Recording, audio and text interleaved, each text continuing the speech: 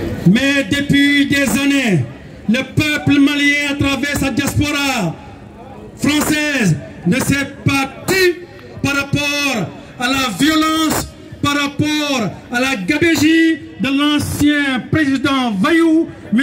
Ibrahim Boubacar Keïta, qui a mis le pays en mal.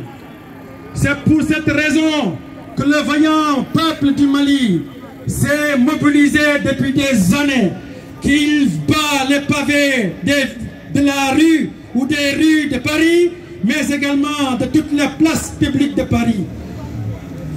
Ce grand peuple a su taire ces divergences et a marché ensemble pour montrer le chemin à toute l'Afrique. Et nous rendons hommage à ce vaillant peuple. Vous savez, quand on parle de l'Afrique, il y a un pays que l'on ne peut pas oublier. Et ce pays, c'est le grand Mali, de Souniaté Keïta, de l'Empire Massina, de Amadou Sékou, et de Sékou Amadou, et de Omar Foutiyou Tall. Ce vaillant peuple du Mali, un peuple qui s'est sacrifié pour donner sa vie, pour que l'Afrique puisse se libérer. Et ce peuple, malheureusement, n'a pas une ouverture au niveau de la mer. Mais malgré cela, il se bat, il combat pour la libération de sa liberté, comme l'avait dit notre cher frère du Gabon, qui aujourd'hui est décédé, notre avocat.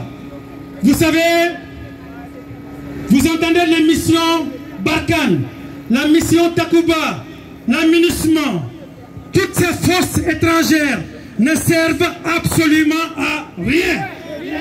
La mission MINUSMA, 15 300 hommes qui étaient là pour, non pas pour servir de force de défense, mais c'était force d'interposition qui servait justement à aller aider les femmes qui sont violées, à regarder les peuples qui ne souffrent.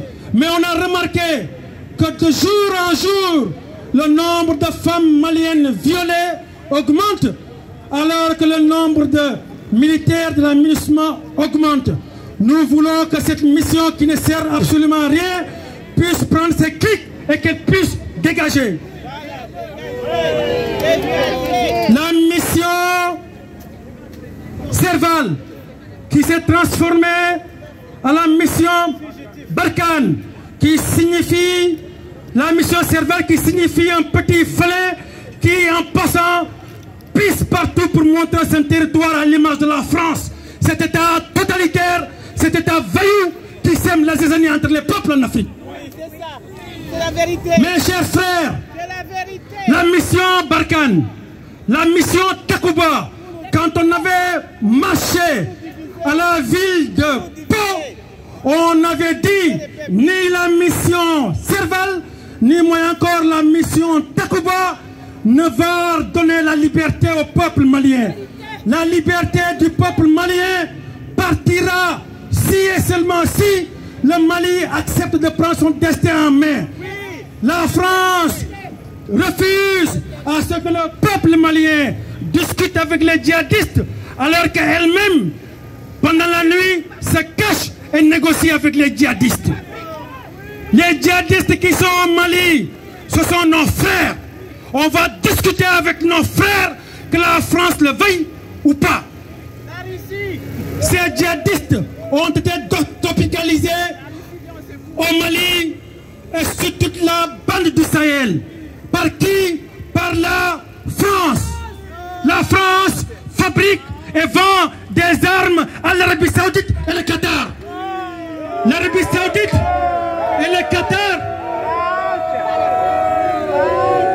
L'Arabie Saoudite et le Qatar qui se battent sur le plan religieux parce que l'un est sunnite, l'autre est chiite, qui se battent chez nous à partir de la religion qu'ils ont détropicalisée.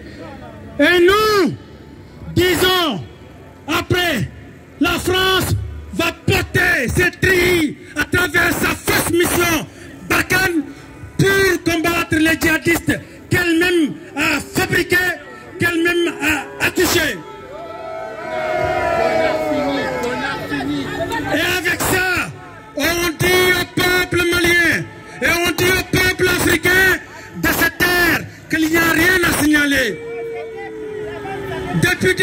siècles, la jeunesse africaine s'est tue. Mais nous, cette nouvelle génération, personne ne nous acculera. Personne ne s'opposera à nous parce que la vérité, nous savons où est-ce qu'elle est et nous allons la dire. Que la France le veuille ou pas, nous dirons la vérité.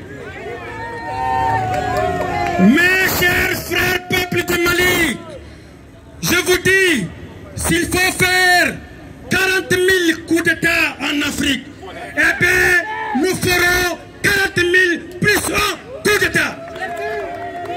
Tant que nos chefs d'État, que l'on dépose chez nous comme des pantins et que l'on coupe leurs oreilles pour qu'ils n'écoutent pas le peuple et qu'on coupe leur langue pour qu'ils ne parlent pas au peuple, nous allons les dégager. Les régimes militaires, comme je l'avais dit, la vocation d'un militaire, ce n'est pas de séjourner dans un palais présidentiel. La vocation d'un militaire, c'est de rester dans un camp militaire qui est dédié pour défendre la patrie. Mais à partir du moment où les présidents que l'on implante chez nous, des ventriloques français à qui on dicte nos politiques étrangères, continuent à bâillonner le peuple, les militaires reviendront pour restaurer la démocratie.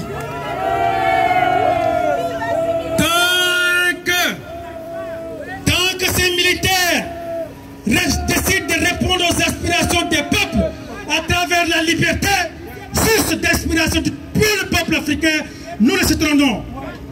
Vive au régime militaire malien, vive Assimi Goïta, vive au régime de la Guinée, Mamadi Doumbouya, vive à toutes ces forces qui ont compris que la jeunesse africaine est derrière eux.